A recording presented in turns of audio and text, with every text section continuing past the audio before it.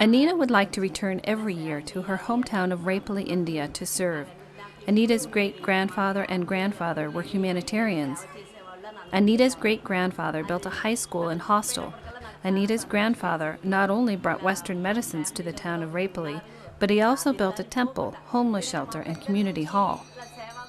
For many years, I wondered why there was no one in our family to continue this legacy of service.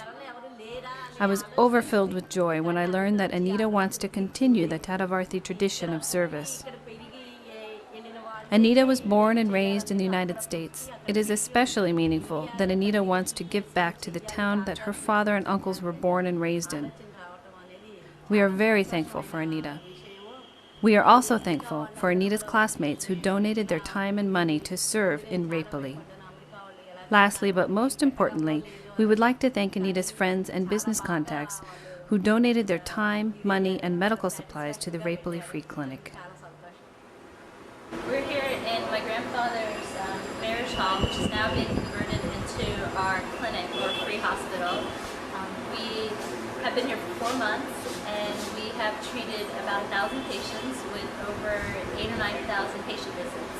Most of the patients are farmers and agricultural workers, so a lot of the things that they're dealing with is pains, lots of different types of pains, like back pain, shoulder pain, neck pain, hand pain, things of that nature.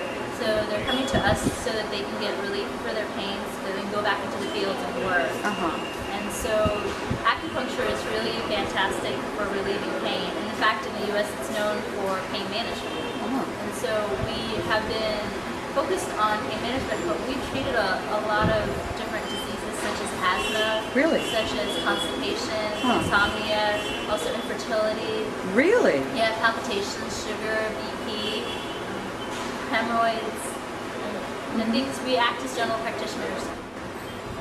It's not profit, and everything is free for everybody who comes here, which is so wonderful because these poor people don't have any money, there's no government aid, and you guys are providing a tremendous service. I remember last year I was trying to fall asleep, and I was laying in bed, and I was like, how am I going to raise all this money? How am I going to do this?